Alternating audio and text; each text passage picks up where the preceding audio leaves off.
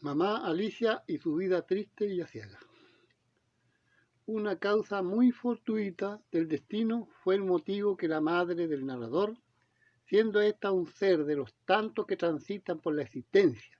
y que inexorablemente el destino les hace zancadillas poniéndoles diversas trabas para que tropiecen o con habilidad y empeño logren evadirla y continuar transitando por los senderos de la vida. Siendo la mujer muy joven, tuvo que salir de su seno maternal, amenazada a lo mejor por la insensatez y acosamiento de un mal padrastro con intenciones psicopáticas. La muchacha a muy temprana edad tuvo que abandonar su casa y su madre, al darse cuenta del peligro que corría la menor, la mayor parte de los días la enviaba donde su abuela, una vieja y voluntariosa mujer de pelo colorín, tirando a rojizo de ascendientes itálicos de nombre esta, doña Felicinda Salinas, la que se ganaba el sustento con un pequeño almacén de verdulería y frutas diversas, y según le contó la mujer a su hijo relator, aquí donde su bondadosa abuelita pasó largas horas de su pequeña existencia, muchas veces recostada sobre un puente que cruzaba un caudaloso canal de un patio trasero. Y aquí se entretenía en su monótona vida, tratando de alcanzar y coger ricas peras que rumbo abajo llevaban las caudalosas aguas del canal, las que procedían de unas quintas aledañas que, cumplida su etapa de madurez, a lo mejor por el viento u otras causas, estas caían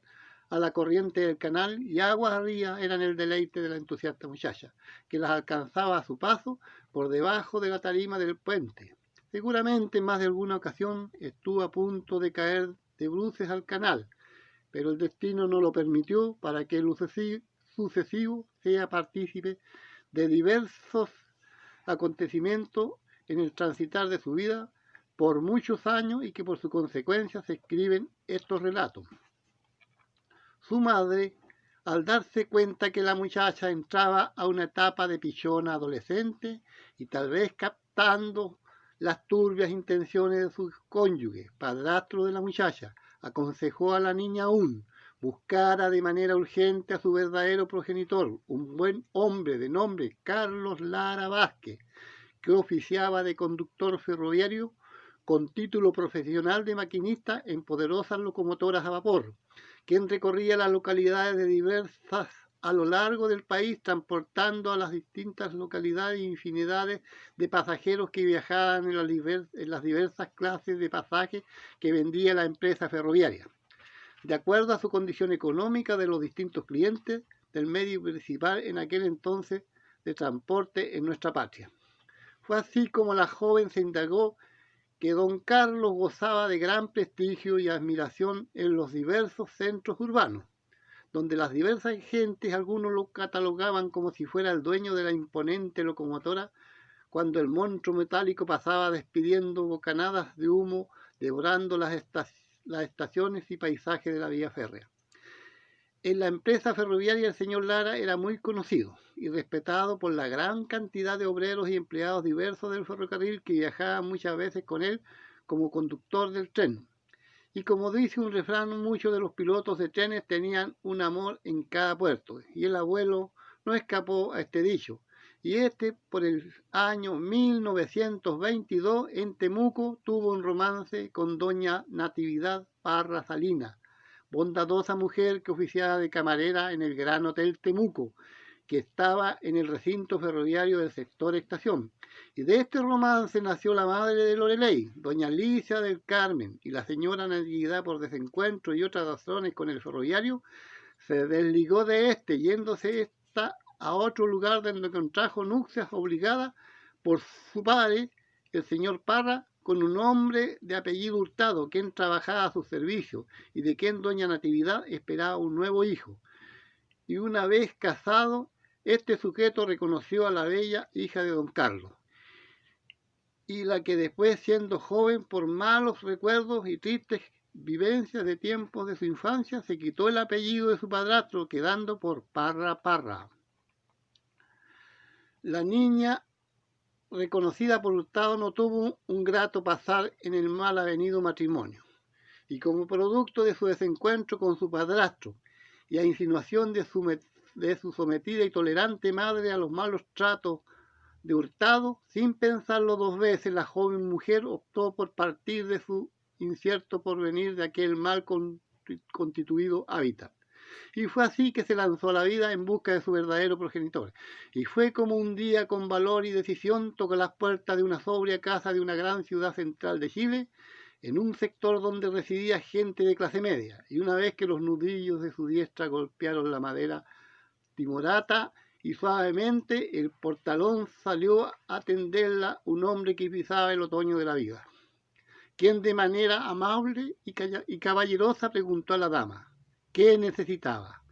Y ésta, sin pelo en la lengua, le manifestó al sorprendido interrogador: Señor Lara, yo soy su hija, soy hija suya y he venido a conocerlo. Anonadado, desconcertado el hombre la abrazó y la invitó a que pase al interior de su aposento. Una vez en el interior del inmueble, el hombre, ya muy sereno y con un ricto de contentamiento, contó a la joven que él sabía de su existencia y que por diversas razones del mal entendimiento con doña Nati, él había tomado la resolución de dejar atrás todo lo pasado, puesto que se indagó que la madre de la joven se había casado y que el cónyuge le había reconocido las dos hijas que traía de distintos gestores y que habían procreado el matrimonio dos hijos más.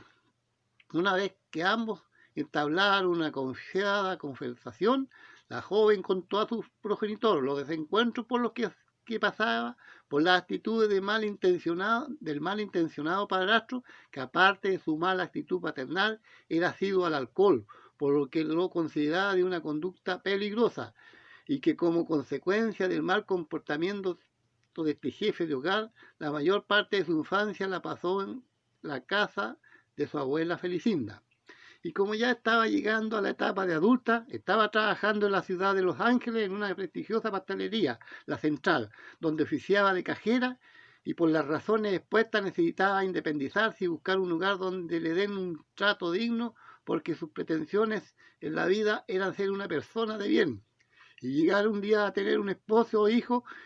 y su propio hogar, como era el principal anhelo de la gran mayoría de las jóvenes por esos tiempos. El padre sanguíneo acogió cariñosamente a la parecida y le ofreció se quedara hasta cuando quisiera en el seno de su hogar, y que era bienvenida a su casa, puesto que él ya era un hombre mayor y vivía con una persona extraña, quien era una especie de hija adoptiva que le dejaron a su cargo y cuidado, y hacía las veces de dueña de casa, por lo que en adelante la compañía de su hija, que nunca imaginó, lo buscaría, haría más grato su pasar y porvenir, porque ya comenzaba a sentirse invadido por la soledad, puesto que su primer hijo, de nombre Alonso, ya era mayor y hacía rato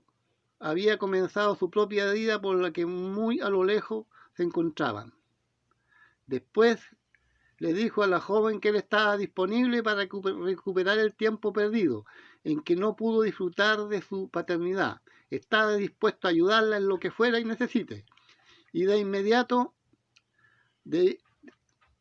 de inmediato debiera quedarse en su hogar, donde ya tenía dispuesta una alcoba para que se aloje definitivamente. Y ya estaba pensando en ir al comercio de la ciudad a comprarle una nueva y linda cama con un elegante catre de bronce, para que se sintiera a gusto y tenga el primer regalo de su contento padre. Situación que así aconteció, y a los siguientes días el ufano papá cumplió con lo ofrecido, gesto que su muy conforme hija jamás en su vida olvidó. Después aconsejó a su hija que tuviera comportamientos nobles y gratos propios de una señorita, y que su anhelo era en algún momento arreglar los papeles para reconocerla como su verdadera hija, dándole su apellido y recomendándole que aún era muy joven y que no tenía necesidad que trabajara, porque él tenía los recursos necesarios para proporcionarle todo lo que le fuese de utilidad, incluyendo vestuario y alimentación, y que tenía dispuesto matricularla en el Instituto Técnico Femenino, que era un importante establecimiento de educación profesional para que termine aquí sus estudios y consiga una profesión de acuerdo a sus capacidades. Le recomendó además que los malos momentos vividos en su infancia los dejara atrás, olvidados en el baúl de los recuerdos, y que a pesar de su distanciamiento con su madre, doña Natividad, él nunca le iba a poner ningún obstáculo para cuando quisiera verla, pero que debía avisarle cuándo iría y le comunique todas las circunstancias de su estadía en caso que debiera quedarse alguna vez con ella. Todo lo dispuesto por su nuevo padre fue muy bien aceptado por la joven Alicia, quien en muy poco tiempo se acostumbró a las bondades de que se hizo acreedor en la casa de don Carlos, la que con lujo de detalles de la experiencia allí vivida muchos años después, en más de una oportunidad, se la relató a Loreley, siendo este un muchacho. Por eso, con mucha gratitud guarda en su conciencia las aptitudes de hombre de bien y la sana y bondadosa y buena intención que este noble individuo, su verdadero abuelo, a quien solo conoció por referencia de su madre, y fueron las que le bastaron para tener en su alma una cabal y grata idea de quién guardaba un viejo retrato que consiguió a través de un hermano mayor en su adultez, imagen que le permitió conocer el perfil físico de su abuelo Carlos Lara, y con mucha nostalgia se subió en los tiempos de este relato a una gran locomotora restaurada en Temuco y que es propiedad del Museo Pablo Neruda, y estando en el portentoso coloso humeante en funcionamiento de exhibición, el nieto pidió permiso al conductor de la gran máquina solicitándole autorización para subir al interior de la locomotora, y el operador le concedió la solicitud y ofreció el asiento del maquinista en el que Loreley se sentó y desde el exterior fue fotografiada por su acompañante. Y al permanecer sentado allí por un instante, sintió el espíritu de su desconocido abuelo, que con seguridad permaneció en sus tiempos de funcionario maquinista muchas horas sentado en el mismo puesto, con su locomotora devorando ciudades y paisajes, sin siquiera imaginarse que un sanguíneo nostálgico del futuro ocupara su puesto por un efímero momento como conductor imaginario del viejo vagón, y el nieto, que solo conoció a su abuelo por referencia de su progenitora, con gratitud y nostalgia recordó al hombre que tuvo un noble gesto de grandeza en otrora con su sufrida madre, y en este texto lo reconoce y reivindica como un hombre de bien y noble sentimiento que pasó antes que él en el tren de la vida, en un tiempo ya pasado y memorable. La vida continuó de manera apacible y grata. La joven Alicia del Carmen, en el seno de su nuevo e impensado hogar, es imaginable pensar el gozo, alegría y satisfacción que sintió el abuelo Lara al recibir de forma impensada en la etapa de la madurez final de su existencia a una hermosa señorita que sin mayores contratiempos venía a vivir con su desconocido pero tal vez muy anhelado padre, de quien de seguro tuvo muchas carencias y necesidades de protección y paternal en su primera etapa de niña a adolescente en la vida. Y ahora el destino le daba la ocasión de recuperar el tiempo ya ido con su progenitor sanguíneo, que él le ofrecía un porvenir más venturoso para dejar atrás carencia afectiva y privaciones materiales por su inestable condición social vivida en sus primeros años. Aquí la primera grabación de un extracto de mi libro Avatares, Crónicas y Remembranzas de un ex oficinista.